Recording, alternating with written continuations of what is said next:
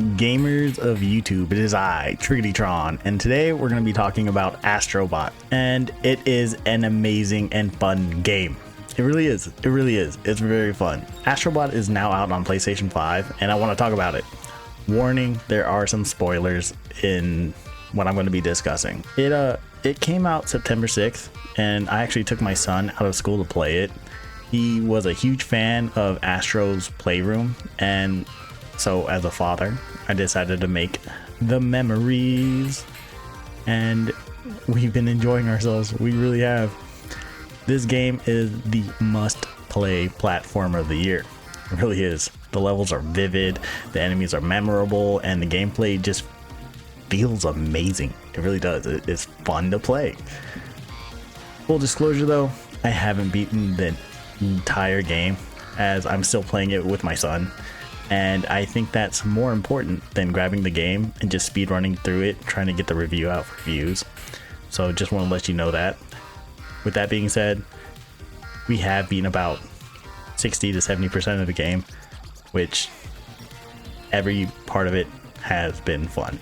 The game starts out with Astro flying through space in a spaceship, which is a PlayStation 5, when out of nowhere an alien comes down, murks your ass, and tears your spaceship apart, while also stealing like the heart of the ship. He takes it, uses it for himself on his old janky ass spaceship, and then just kind of casts you aside. And as you're falling down, your ship's falling down, it has a counter on it. It's going from like 200 to 0. But as we all know, you need to save 300 bots in this game, and all the bots that are falling out of the ship, they're getting flung throughout the galaxy, and then you got to go save them. Down on the planet, you see Astro. He's beaten, broken, and then you start off as a controller. You got to shift your way out of the sand, and you grab Astro, bring him into the controller, and like a badass medic, he heals Astro. Comes out, pushes him out. He's a brand new AstroBot. And as that happens, Astro looks at the sky, and the satellite comes down, crashes into the sand. So you take control of Astro, you go to that satellite, you beat its ass, and you tell it to get back to work. You tell it to get back to work. And so it complies. So you and this satellite goes up to space, and the satellite pinpoints a nebula, and it's like, hey, I sense there are your friends there. There's a piece of the ship there. Let's get to work. And that's the main premise of the game so far. As far as I've been playing, we go to different nebulas. Each nebula has a few main stages and a boss stage where you find puzzle pieces and bots, and you find parts to your ship. But what's really cool is each stage that you play through has a unique tool or equipment that you use to clear the stage. It ranges from frog hands to a puppy rocket pack, all the way to an elephant vacuum that creates platforms to get you to higher places that you can't jump normally. The tools they give you feel very fun and are very unique to a platformer that I've experienced in a while.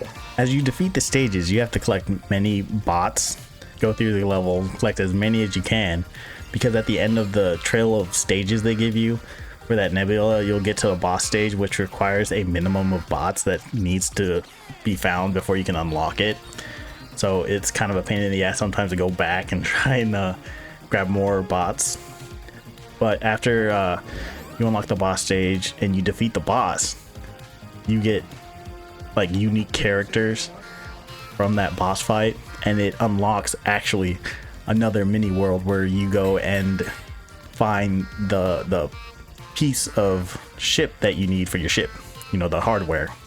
So like a mini world, and what it seems to be is like PlayStation exclusive titles that are these worlds, and you transform into the character of this PlayStation exclusive world, and you get kind of a mini game.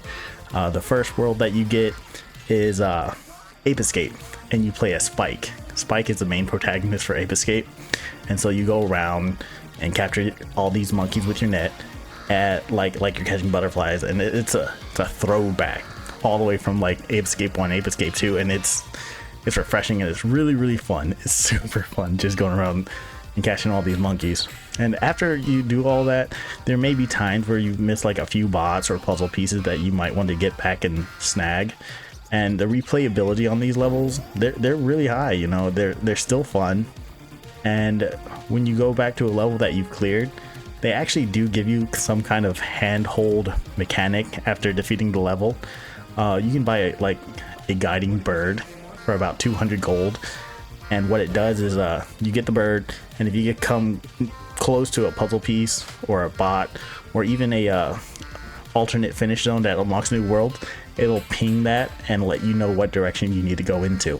And it really does help out a lot when you're trying to get that 300 goal. And after thinking that you've cleared the nebula by defeating the boss, grabbing the ship piece, and clearing the main stage, you think you'd be done, but you're wrong. Each nebula, they contain like these challenge worlds, and they are difficult as hell sometimes. I'm not gonna lie, I swear to God, I spent like 15 minutes on some of these challenge worlds just trying to save that one bot that they're gonna give you for beating it.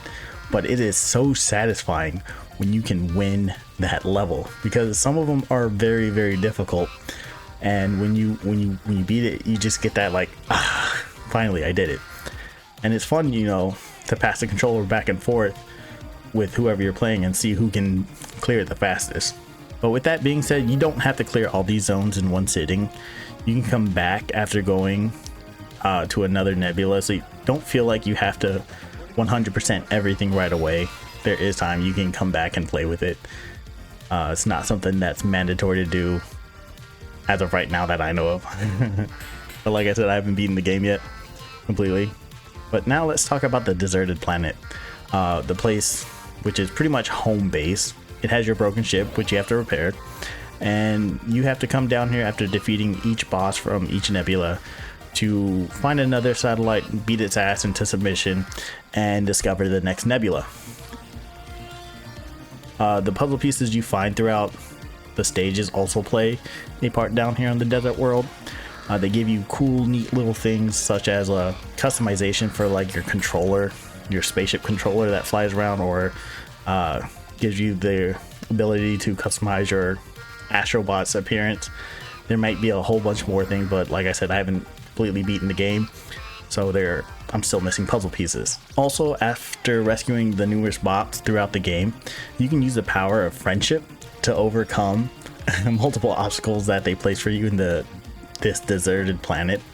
You use the bots that you have saved to either help lift like heavy rocks, or they come together to form a ladder and you just climb up them to get to places that you can't reach, or even they'll become like rope, and then you'll jump on them and swing from one place to another place, you know, to go across large like caverns.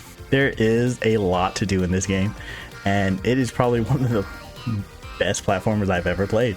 Very fun, and I am thoroughly enjoying this game. The game also makes use of the controller to the maximum as it did before, like in Astro's Playroom, and it feels very, very good, for the lack of a better term. The way they utilize the controller is unique and awesome from like the other PlayStation games they have out now, but you really got to experience it to know what I'm really talking about. It's such a good feeling the way they integrate the controller with the game and the gameplay. I am excited to finish this game with my son and to keep answering his millions of questions about all the games that are referenced throughout AstroBot. So we'll be playing and he's like, hey, what game is that? And I'll be like, hell yeah, that's Uncharted. You know, he hasn't played that game yet. So answering all these questions, it really has like definitely been an awesome bonding experience for me, especially between me and my son.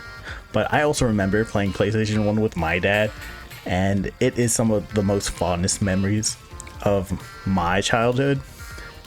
And with that, I want to personally thank PlayStation for making such an awesome game that I can enjoy and make these same kind of memories with my son. If you have a PlayStation 5 and haven't picked this game up yet, I highly recommend you do. This game is made for everyone, and that's hard to say about games today. It really is. But with that, I want to know, what are your thoughts of the game? And what are some of your favorite game shoutouts in AstroBots? I really would like to know.